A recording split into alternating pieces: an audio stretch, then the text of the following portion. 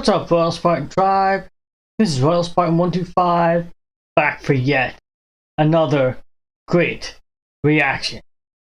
This is Naval Legends USS Iowa, World of Warships. Now, I play World of Warships. I haven't played it as much lately as I should. I keep needing to get back to it. Oh wow, okay.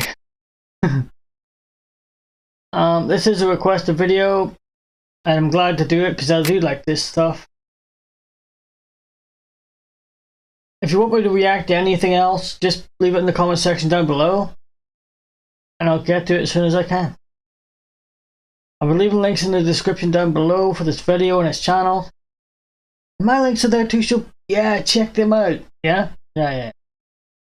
Alright, September, guys. I know I keep going on about this, but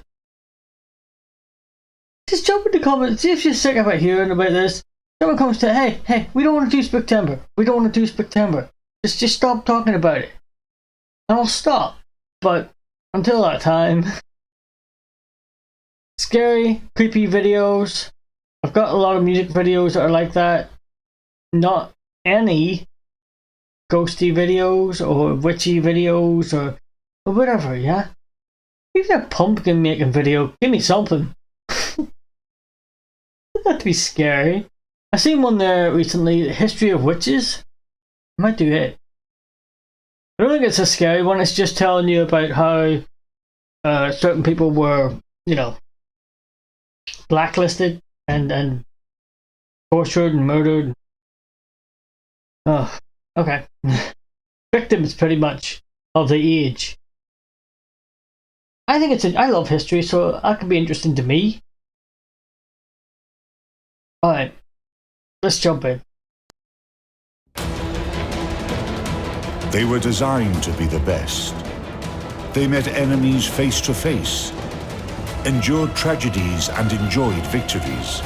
They went down in history due to the bravery of their crews. They are the ships that deserve to be called Naval Legends.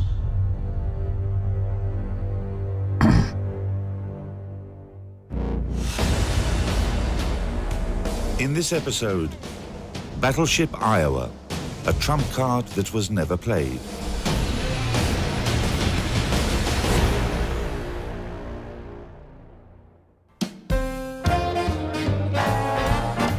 In the 1930s, the whole world was crazy about two things: swing music and guns. The passion that politicians and industrial moguls showed to the latter had all the signs of gigantomania. By finding legal loopholes in international arms control treaties and conventions, or simply ignoring them, countries were constantly building. No, that's what she said jokes. None of that. That gun was massive. Look at the size of the shells for it. Whoa. Man's get hit by one of those. No, not me. New and unprecedented weapon systems for both land and sea. They were becoming bigger, heavier, and more powerful. Ooh. The global arms race involved the most advanced technologies of the time and huge financial resources. In order to compete with any of our potential enemies, it was felt necessary to increase the size of our ships. So the Iowa was a 45,000-ton battleship. The prior ships had been less, the South Dakota class and the North Carolina class. A battleship is basically a floating artillery battery, so her size directly depends on the size of her primary guns. The 16-inch main batteries on Battleship Iowa, of which there are three turrets. Each turret has 3 guns. So everything about the ship design is structured around being a platform for the 16-inch guns. It's like small arms. There is a common misbelief that the pistol is designed first and then the cartridge. No, the Defense Ministry always orders the cartridge. The same for ships. The enemy has 15 inches and 12 inches. Let's make 16 inches because we already have some of the technologies. But let's not make it 40, but 50 calibers long. And they made a 16-inch gun. So the ship was built to carry this particular gun. Key specifications of battleship Iowa. Total displacement, 57,540 tons. Length, 887 feet, 6 inches. Beam, 108 feet, 3 inches. Draft, 36 feet, 1 inch. Armament. Primary armament, 9 Mark 7 guns in 3 triple turrets. 9? Caliber, 16 inches. Maximum range, 24 miles. Dual-purpose artillery, 20 Mark 12 guns in 10 coaxial Mark 28 turrets. Could you say 20?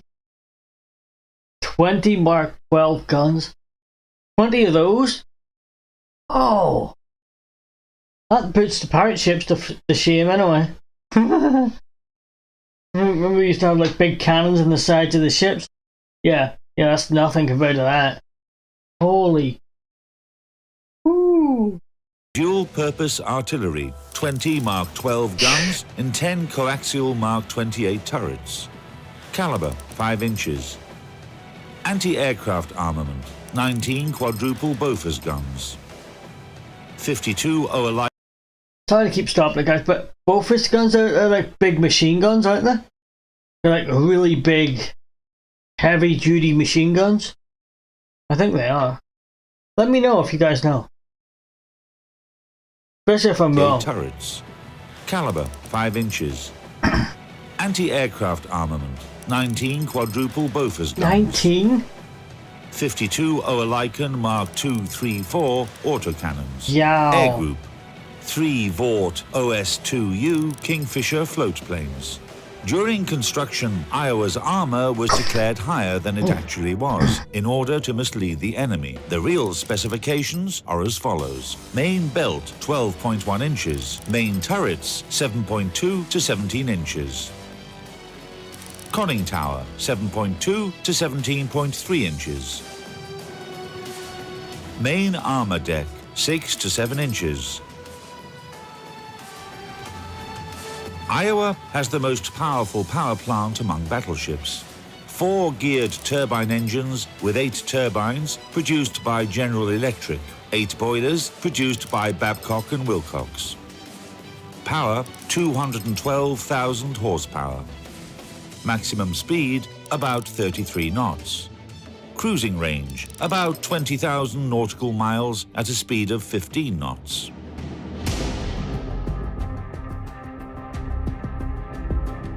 Battleship Iowa had a very unique hull design in the bullnose.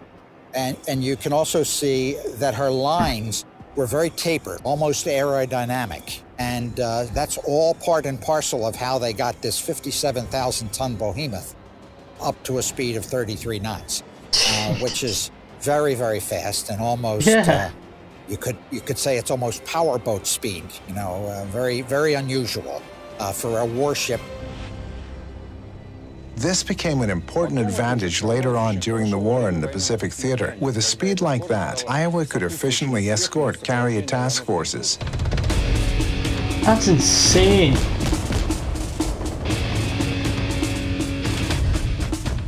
Look how many men have to operate. About 140 20-millimeter and 40-millimeter anti-aircraft guns on the ship, and the carriers loved them because they were able to protect the carrier. Oh. When Iowa was still under construction, the Americans realized that she would play a secondary role in battles against the Japanese fleet. Aircraft carriers were becoming the main striking force of the Navy, but a giant like Iowa played a worthy role in the World War II. Battleship Iowa was commissioned in early 1943. Its first mission was to go north. Naval intelligence felt that the Tirpitz, the German battleship, may be coming into the North Atlantic. The battleship Iowa was sent on an early mission north to block the Tirpitz.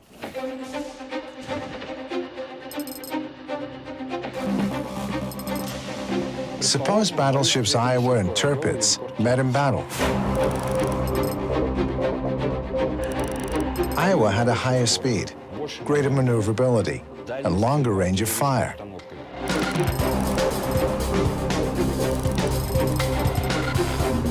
Tirpitz would be trying to get in close to Iowa, and Iowa would be looking to keep away, maneuvering and firing at Tirpitz from a great distance. Iowa would have definitely won this battle.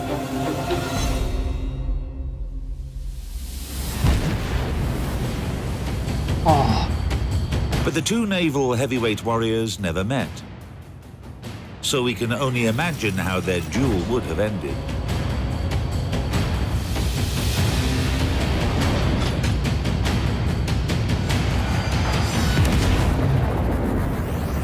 Oh, jeez. Every time I see those guns go off, I flinch. Ooh. Oh, wow. How big it Then, on their is. second mission in October 12th of 1943, was to accompany, or I should say, carry Franklin Roosevelt across the Atlantic to North Africa. From there, he went on to visit with Churchill and Stalin in the Tehran Conference. Roosevelt was on board the ship for 15 days. When President Roosevelt came on board, the first thing he saw was Vicky. Now, the first captain, Captain John McCrae, brought little dog home one day, and his wife looked at the dog and said, "Get that thing out of here." So the Captain McCrae took the dog and brought him on the ship. And President Roosevelt asked, "Who is this little dog?" And Captain McCrae said, "Well, that's our little ship's mascot named Vicky." So Vicky spent the whole 15 days of the Roosevelt passage in the cabin with Roosevelt. He would roll or play tricks. While he wasn't very good as a sailor, he was very good as a dog. And Roosevelt really enjoyed Vicky.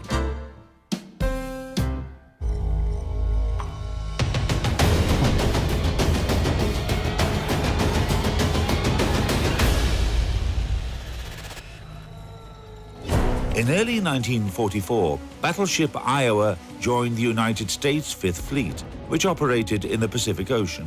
By that time, US forces were already attacking Japanese positions on various islands.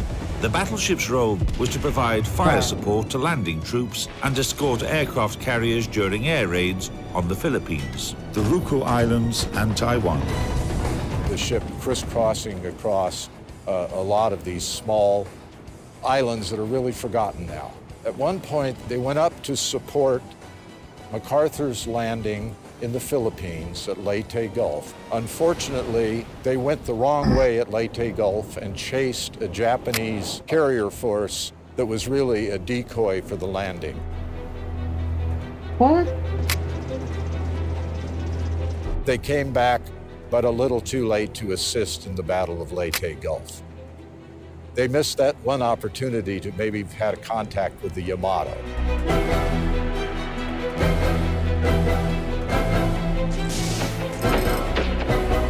The two ships never met in combat. No, I know the Yamato was the biggest ship. I know there's like 2 or 3 of them, wasn't there?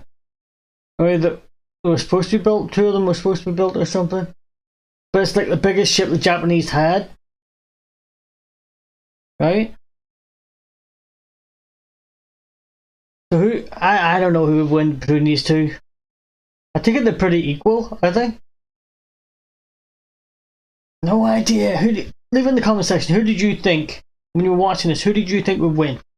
And both countries kept their capital battleships, shall we say, arm's length, kept them at distance, because there was great political risk to having either one of the ships damaged severely in battle.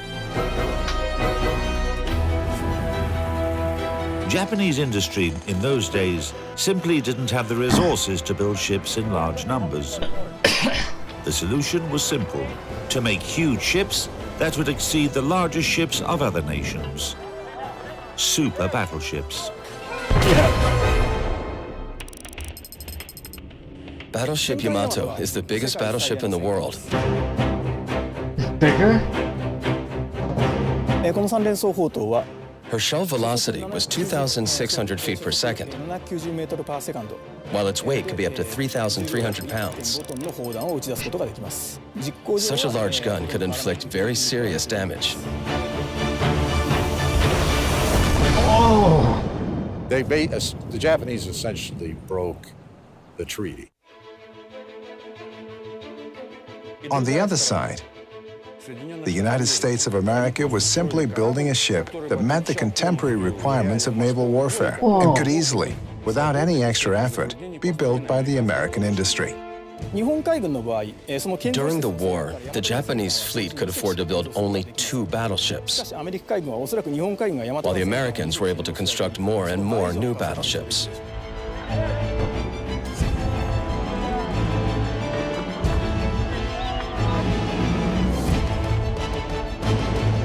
The Americans were simply building another ship, and she turned out to be a good one.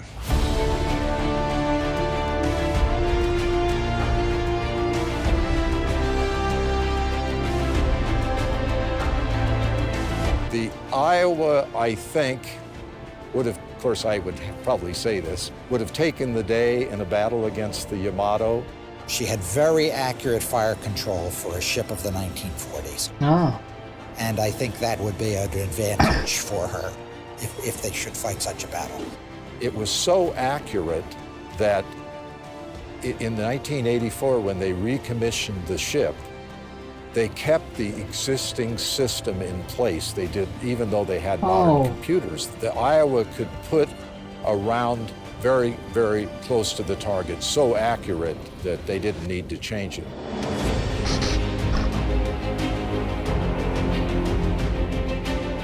Iowa 級は大和川戦艦にとっておそらく最悪の敵になるでしょう。 Iowa was the most dangerous enemy for a Yamato. 級をもってしても2万メートルから3万メートル If they had met at a range from 66,000 to 98,000 feet, especially in a one-on-one fight and in fine weather, Iowa would have no chance of winning. アイオワ級は大和川戦艦に対して悪天候 However, thanks to better I find it interesting how the Americans say, oh yeah, Iowa would win. The Iowa would win because it has better targeting system and all that. And then the Japanese are like, no, Yamato would win. Yamato would win. Of course they're going to say that. feet, especially in a one-on-one fight and in fine weather, Iowa would have no chance of winning. アイオワ級は大和川戦艦に対して悪天候 However, thanks to better radar, Iowa could fight in bad weather and at night. そして正確なレーダー射撃これによって Powerful guns, high speed, and precise radar made Iowa a formidable adversary. If these two battleships had fought each other, the victory would depend completely on the battle conditions. こうしたことが問題になるでしょう We could get in quick and fire, but then there's always the lucky shot. That's true.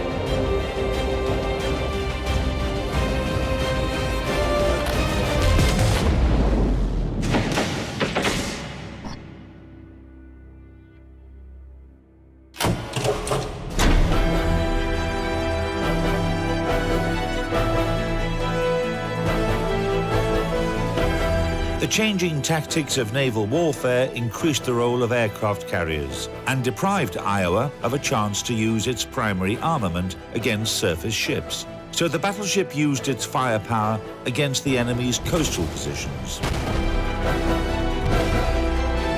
On August the 29th, 1945, when the war was virtually over, Iowa stood side by side with her sister ship Missouri and entered the Tokyo Bay as part of the occupation force. We were next to our sister ship, the Missouri, and the Missouri, of course, is where Douglas MacArthur accepted the final surrender of the Japanese.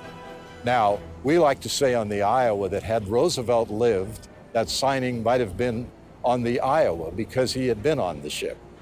But President Truman was from the state of Missouri, and so the signing was on the Missouri. Some of a sailor that was on that trip once told me that I asked him if he was sad that he didn't get the signing instead of the Missouri. And he said, no, not really. He said the war was over, we had lived, we were going home to our wives and children. Yeah.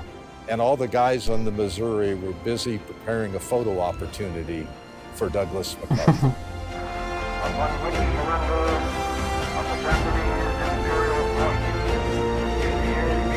At the end of the war, we brought back a large number of American POWs, Japanese prisoners of war, and we brought them home and sailed through the Golden Gate Bridge, and the war was over.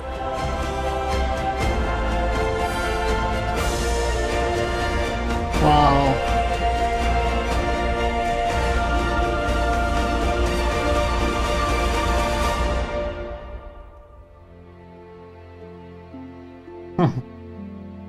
There's actually a story about that, because I saw that picture, and the idea was that taking Times Square during the celebrations when the war ended, and this guy just walks up to this woman and kisses her. He doesn't know who she is, she doesn't know who he is, and he just kisses her, right? I think that's what it's supposed to be. And she then, that's what the picture shows. These two, the man and the woman kissing. It looks very iconic and beautiful. But apparently, once the picture was snapped, right, the woman stood up and slapped the guy in the face. And who can blame her? Oh, wow.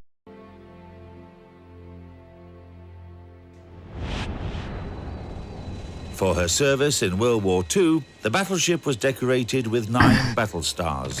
In 1949, Iowa was decommissioned into the reserve fleet, but 2 years later, she was recommissioned and sent on a mission to the coast of Korea. The battleship returned home with 2 more battle stars. From 1958 to 1984, Iowa was kept in reserve, and after modernization, she returned to active service again. What? However, the event that took place in the late 1980s showed that battleships can also sustain losses outside of wartime. On April 19th, 1989, the biggest tragedy that ever struck this ship occurred. Okay. The ship was about 400 miles or so north of Puerto Rico. As I understand it, they had loaded the shell in the number 2 turret, rammed in the powder, and they were about to close the breach when something happened. Oh. There was an explosion that killed 47 men. What? It was by far the biggest loss of life on the ship.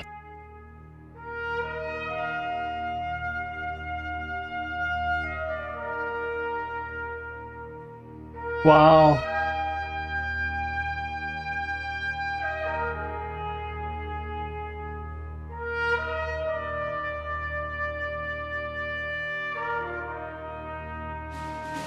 Having recovered from the tragedy, the battleship returned home and joined the reserve.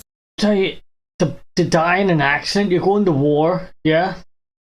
You expect to die in battle. But to die in an accident like that, that's... Whew. Wow. 1989. April 19th, 1989. I would have just turned 9 in March, on the 2nd of March. I was 9 years old when that happened.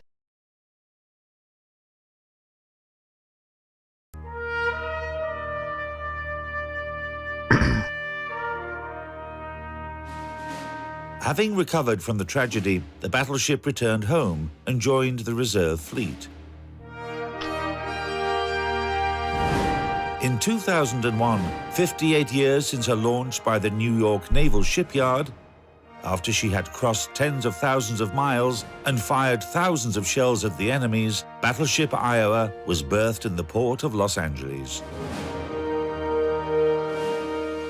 She's unique because she did have 3 careers in the Navy: World War II, Korea, and the 1980s.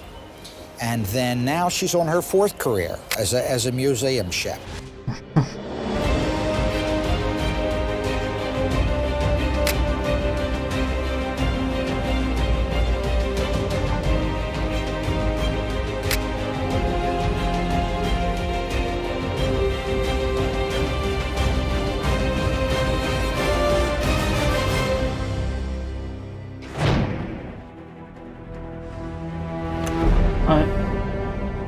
Yeah, that's the end of this video. I hope you enjoyed this as much as I did. I love history, and this is more recent history. I'm more like centuries ago kind of history, you know. But it was good. It was good. Very informative. And kind of shocking as well in some places. Wow. Okay, I hope you like this, guys. For those of you like me who like this sort of stuff. And until next time, I am out of here.